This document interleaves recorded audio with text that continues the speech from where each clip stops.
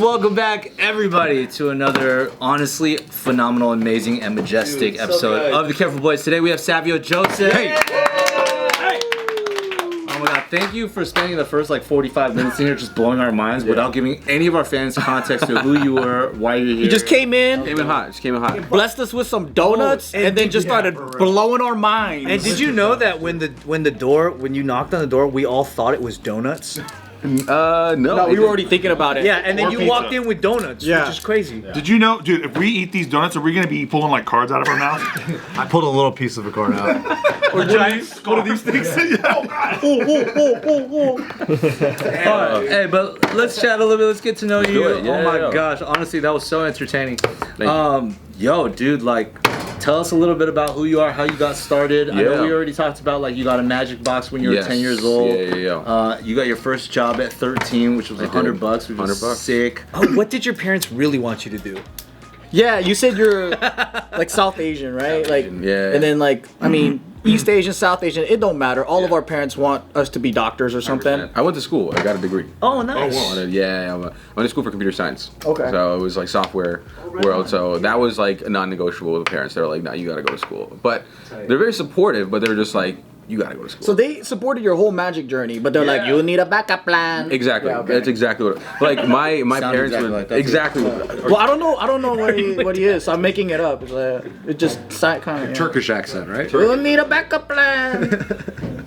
But yeah, they were very supportive. They loved like there's one magic shop in Toronto, and they used to drive me there all the time. That's tight. And it was far from where we lived, but it was like they take me there whenever. And my first like theater show that I did was when I was 16. I got like a small theater. It was like 100, 200 seater, and we just like packed it with like friends and family. That's just, like, tight. Just hustling like yo, next weekend what are you doing? Boom. Oh, that's dope. And my parents helped pay for the venue and get the props and things like that. Yeah. So they definitely helped with all that, and then. But was there ever like pushback from them? 100%. And then you were like, all right, let me do a trick on you. And then they're like, fuck, all right.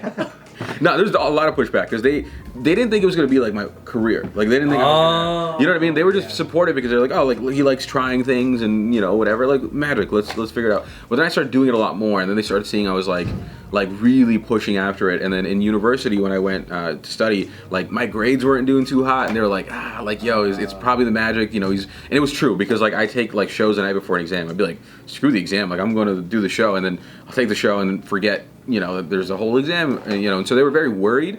Do they ever see your grades and they're like, I thought you knew magic. Can't you bring it up? 100%. They all the jokes. They got all the Asian jokes. dad joke. Super Asian dad. You probably heard it all. I've heard it all. Yeah. And like, but yeah, and then I think what really changed it was TV. Like I did a show called Canada's Got Talent, and I was a finalist on the show, and that really It's always TV. That's the way that Asian parents. That's what it is. TV, dude. Yeah. They also like would come to the shows and make sure that everything was good, check in. But again, when I was saying I'm doing it as a job, they're like, "How are you gonna make money? Like, what are you gonna like?" They didn't see how you got paid for the gigs and all that. I'm the only one in my family like that is in the entertainment field. Like, there's no uncles. Oh, you're the only warlock? The warlock. I was the only one. But then I started also being more like transparent with like, oh, I just got this check, and they'd be like, what? Like how much? Like I remember the first time I got paid like $1,000. That was a lot of money, and I was like, whoa, like $1,000 for like, an hour of my time, and they were like, whoa, like this is a lot of money for just an hour. But they're like, can you do this consistently? Like that was day. No, but for real, and it's just like, and then I did, and then the number kept going up, and then every time I'd be more transparent, I'd be like, look, this is a new check, and they'd be like, whoa, like this is more than the last one, and then it just kept going, and then the TV show thing happened, and then they were like very supportive with like, cool, like. When were you able to go full professional? Was it while you were still studying? Yeah, like honestly, like ever since high school, it became my side hustle. I charged like $500, and I'd go and do like 20-minute shows, and I'd just pop in and do like 20-minute show here, and then out, and then go to the next one, because. Like magic is not like comedy where like you get comedy clubs. Like there is no comedy club. Like there's no magic club. It's just like your magic club is you getting booked. Like so I got really good at like the business side of it and being booked. So I used to do like birthday parties, like bar mitzvah, this, like any kind of party you can imagine, I would do that. And so like it would be like Coming out party. There you go. I didn't even think of. There's no magic like circuit, huh? What about the Magic Club here in Hollywood? That would be the only one. Like so now fast forward many years, like there are a few spots popping up. So like there's the Magic Castle in Hollywood. There is Chicago Magic Lounge in Chicago. Then there's one in Pittsburgh, I forget the name, and then one in Nashville, House of Cards in Nashville.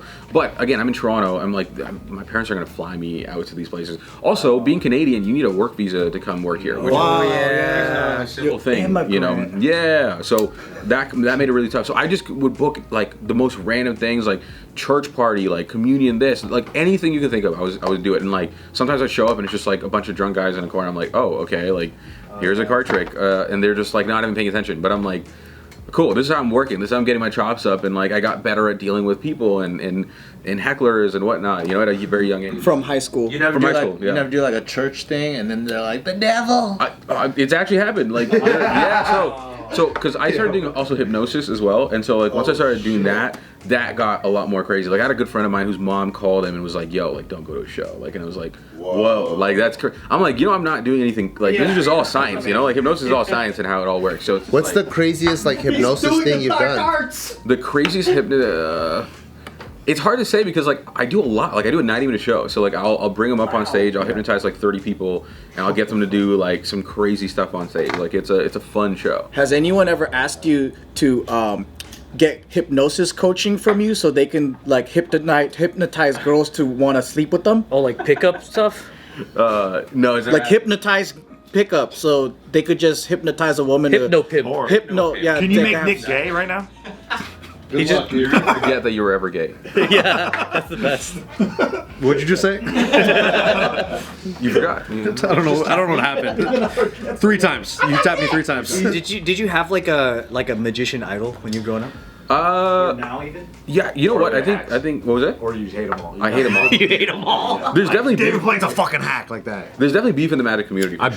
bet. It's weird I bet stuff. it's real nippy and competitive. Yeah, it's very competitive scene, and also like people are weird about like, because also in magic, there's no like, you know, in comedy like there's the whole ethics thing, but like you can't steal a joke. Like if you see a comic doing it, in magic, the thing is though, in magic, it's a shared art, so like you learn by sharing it. So like inevitably there will be other magicians doing similar things, but in like a stage context, if like you're sharing a story of your life and and you're doing this trick, but it's in the context of your story, if someone comes and steals that story and does the same trick with it, that becomes kind of weird, but there's no ethics in it. Like a magician can do that and like no one would ever say anything. So again, I'm not here to bash on like magicians doing the same tricks, because again, that's how we all learn from similar sources. And also magic has I think 7 different plots. Like that's it, and then you build off of those plots. So it's like something disappears, something reappears, something levitates, something. So 7 plots like that, and then you build from those. So like it's not like you can just reinvent a plot, because that plot exists. Like something that disappears and then reappears. So you can build off of those things, but again, sometimes people get weird because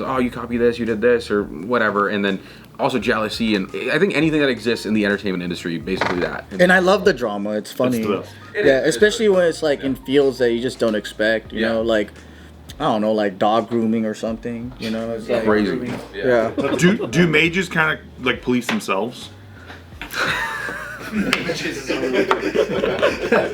Basically, yeah. How do you feel about like those? I mean, I guess back in our day it was the Magic Secrets Revealed TV show where they just spilled everything, but now TikTok is full of that. Yeah. How do you feel about that? Does it feel like, is it like fueling your creativity, or is it like? Yeah, you know, it's funny you bring that, because there's a lot of dramas based off of that, because there's a lot of old guys who are like, no, like that is so bad, you shouldn't do it. You never tell your secret. No, you never tell the secret. But then there's some guys who are like, no, like that's actually good because people are learning, and like people are. And then they'll get into magic. Exactly. Like when you buy the magic kit, that's all it is. Exactly. It's the same thing. It's just in a different medium. Yeah. I just think that there's some times where it's like I don't know. I'm very in the middle, because there's sometimes when people are actually teaching, they're like, yo, like here's how you, because I've done that. Like, you know, here's how you do something. Boom. Boom. And then sometimes people are like, here's the trick, here's the secret, and they're just exposing it. Again, it's one of those things. Like I still think people are learning, and they're still like being able to go into the world of magic a bit more because of it. So I'm kind of in the middle of it, where I'm like, it makes sense. Like I can see what it is, but I'm also like, some things are being revealed, which sucks, but then it also forces you to be more creative. Like when that Max guy came on the show, like the magic world hated him. Like he showed up at Chris Sanders' like venue one time, and they had like escorted him, like kicked him out. Like it was just right away, no, that guy's not allowed. Threw him out. What's getting that? death threats. Who still wore the mask? He's an What's the mask That guy? TV show? The Masked Magician. Back in the day, like early 2000s, like he had a show. His name is something Valentino, and he just wore a mask, and he revealed like every big illusion thing you could. Like every big illusion piece. That's kind of fucked up. On like primetime TV. He made Primetime an elephant TV. disappear. Yeah. And then he like actually showed exactly how Yeah. he did it. Hey, what's up, guys? Just in case you have seen some of these lovely pieces on some of our gentlemen here, these awesome jade pendants, or you may have seen the recent JK adventure where we went to Jade Jewelers, just remember that the sale is on now. If you want to visit thejadejewelers.co, you can even find some of the stuff that our guys have had, and way more. The selection is huge, so make sure to visit the Jade Jewelers and check out what they've got. Check it out. Let's go. Whoa. Like everything, like That was he's ruining Vegas shows. which was the big concern, because he would take illusions that were in Vegas shows and he'd be like, here's how you do it, and then people would be like, oh, okay, and then, but I think it pushed people to be more creative though. Like it definitely, you're like, okay, I can't do any of this material anymore. Cool, that's out the window. Let's do the new thing. Still want to kill that guy. A lot of people did. They were like, yo, I think he's in hiding now. I don't know where he is. Like he's just like His mask didn't work. No, he took his mask off in the last episode. Yeah, which the last was a episode. Smart idea. But at the very last episode, he was like, "This is who I am." And that doesn't mean anything to most people that liked him anyway. They're like, I don't know that guy either. Yeah. What's the craziest trick that you've ever done, or like the one that made you the most proud? I would say the tricks that I did on Canada's Got Talent were probably like up there, because like for like the second one was probably the hardest one to pull off. It was like I had all these bills and I had to throw them in the air and I had to stab it with a sword, and like I had to read minds, and like it was like this whole thing, and like To stop dollar bills with the while sword? they were flying. Yeah. Insert clip. No, but it's like it's one of those things that it was just in the air, and like to time it was just so hard. And so we were doing rehearsals for that, and you know, we're with the producers and we're talking about it, and like we're doing it on the stage, not with the judges, with like just random fill-ins, and we're doing it. Never once did the trick work. Like in none of the rehearsals the trick, like one thing would work and then the other thing would fall, and then this thing would work and then the other thing was like, oh, like that's kind of working, and then like they could also kind of tell like something was off, and then they come to me like, look, is there anything we can do? We'd love to help. And like I have a team, you know, work with, and call them, I'm like, guys, like this is not, it's going, you know, according to plan, like whatever. And they're like, yo, maybe we pivot, maybe we do something different, but like we're filming tonight, like we got to have this, you know, semi-final act ready to go. And so I'm just like, fuck it, I'm doing it. And I just did it, and the first time the trick worked from A to Z was when the lights were on, the cameras were rolling, and we were in front of the live audience of 3,000 people, and the judges were there. Only time the trick worked from A to Z. Better under pressure. You're better in the playoffs. Dude, it was insane, and like it's so funny because you watch the ending clip, like I'm just so relieved because I'm like that worked, like you know, and like I had my brother on the sideline. He's like, yo, I'm jumping on the screen if something goes, like just like backup plans of just what are we gonna do, like what's gonna happen, and you know, yeah, it was crazy. That was probably the hardest. And thing. then when you nail it, you gotta pretend like it was effortless too. Exactly. Right. So I had to play it off. Yeah, that's totally. Can't celebrate. Do it every time, baby. Yes! I did it. I did it. That's magic. You want to know magic? That shit worked. But you know, it's like the most random things you wouldn't even think about. Like, if you throw money in the, like, there's a way to throw money in the air. I didn't know that. Like a technique? Yes, like no, because if you just DJ Khaled, huh? no, because if you just take money and just do this, like it'll just go and plop down. I practiced at the strip club a lot. See, I should have done that. You gotta spin it? Yeah. No, so you have to spread the money, and so that when there's actual space in between, air will get inside. So it'll flutter when you throw it. So you got to throw it. So it's like those are things you don't even think about, and you're like, oh, cool. And then we tried it with like a machine. There's like a fan shooting it up, but then it's like shooting in every direction, and I'm trying to like stab it. I'm like, where am I going? You know, and then it just didn't work. So it's like we went back to, okay, we're gonna do it with just bills, and just, you know, make it so it's fanned out like this, and then I'll throw it. Hopefully I'll hit it. Every time in rehearsal, it always missed. Like always. Like there was never once it worked. And I was like, but in my mind, I'm like, I know everything will work if the right conditions are there and I can do it properly. But that was one time. Watch that, man. Yeah. And it's crazy because no one knows that behind the scenes of like that was what was happening. Even the first act, like when we were doing it, like the first act, I tried to do something a little different. I was like, you know what? Instead of Dunn buzzing me, I'm gonna buzz myself. So like I walked out on stage and like I was doing this act where like if I got something wrong, I would buzz myself. So I buzzed the first one. I got the second one wrong. I buzzed the second one. Boom. I got the third one wrong. I buzzed the third one. If I hit the fourth one, I'm out from the show. So I buzzed all three. But then there was a conclusion to the act. But it was like something unique, something a little different, you know. But even that, there was a lot of things that could have gone wrong with that act that we were just like, cool. Like let's just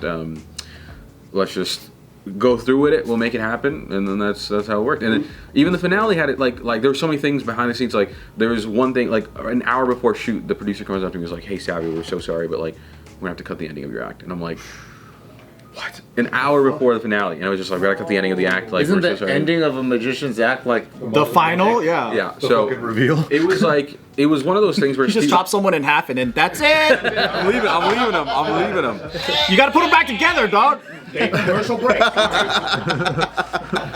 But we pivot, you know, we got to pivot, we make it work, you know. And this is what I was saying earlier, like the audience doesn't know that's the ending of the act. Yeah. Sure, yeah. So you make something else up. Yeah. So what's the kind of like career trajectory for a magician? Is it Vegas? Is that where everyone wants to go? Like, what's the kind of thing, you know? So I would say like there's ABC. So A would be like Vegas. Like actually, let's do ABC. Actually, I don't want to use letters because it feels like I'm putting it in a D category because it's not. But there's like people who are kind of just like part-time hobbyists. So like, you know, they may be working full-time jobs, but like on a weekend they'll go do an odd gig here and there, and then they'll make some actual decent money on the side. Then there would be like the step up, which would be like the working full-time pro. So these are guys that they gig like constantly. So it's like literally every weekend they're doing shows, and it could be, you know, birthday parties, this, that, whatever you could imagine. Then there's like this next tier where it's like I guess Vegas would be there, and then there's people who are like they're not Vegas, but they're kind of Vegas quality act, but they're touring. They're on the road. Yeah. They do a ton of high-end corporate gigs. They do,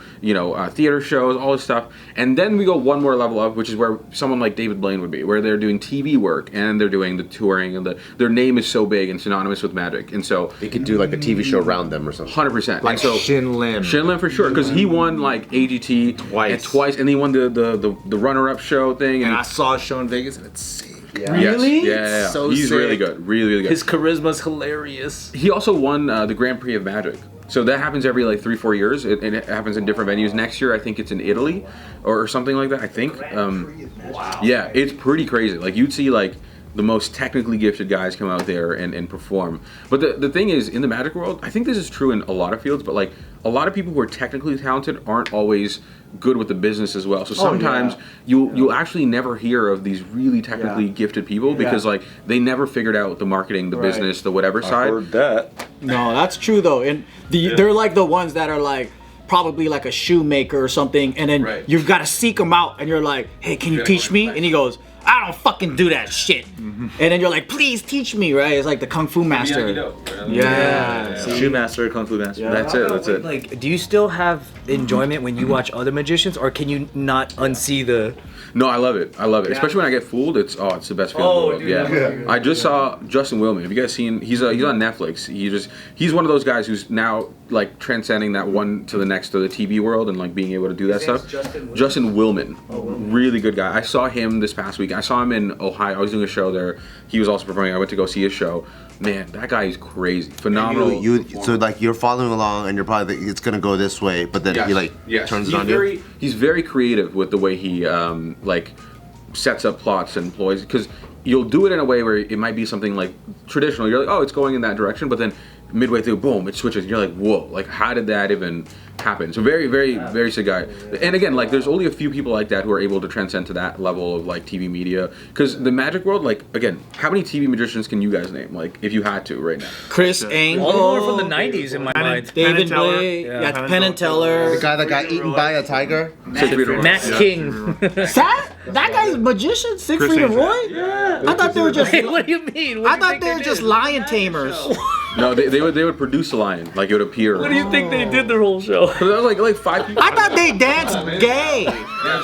Colin Because Cloud. he opened for Shin. He opened for Shin. Yeah, and now he's got his own like small residence Yes, too. yeah, and I can't yeah, wait to watch Houdini? that. Puff the Magic Dragon, that guy. Piff, my Yes, bad. yeah. Nailed it. He his dog. I was just on a cruise on Royal Caribbean, Yeah. and there was a dude who was also a mentalist there Yeah. from London. Nice. You know what I'm talking about? What's his name? I don't remember, but he fucking also went to like the Pentagon or something because they were trying to like learn how some of that body Are you language. talking about Yuri Geller? No. Oh, no. You're so stupid. That's so old, dude. No, it's old. But again, it's like that. It's 5 people, 6 people, 7 people. I don't know, whatever. You know, it's very hard because that space is very like coveted. Like Netflix is not just giving out like spots for magician. They're like, okay, like this guy's doing something that works, and we're gonna make that happen. So Not a problem. Yeah. You know of any like really like classic rivalries like the Prestige style? Ooh, that's Or like so you yeah. have somebody that you're like this motherfucker. No, but Off camera. Chris Angel had a lot. Chris Angel and Blaine had a lot of back and forth. Really? Doesn't everybody kind of hate Chris Angel though? I think Penn and Teller rag on them all the time. Yeah. But you know, here's the thing: it's undeniable what he did for Magic, though. Like he was, you know, such a visionary in the beginning of two. And an editor, some episode. He did a lot for Affliction too. Ed Hardy. But yeah, they used to have a lot of beef because like Chris Angel was probably the first to do like street magic, but it was like a lot of cameras. But then Blaine did the same thing, but with like no cameras. It was just like one camera out on the street, and so it was like, you know, less editing, more extras, raw, more extras, more raw. You know, it was just like.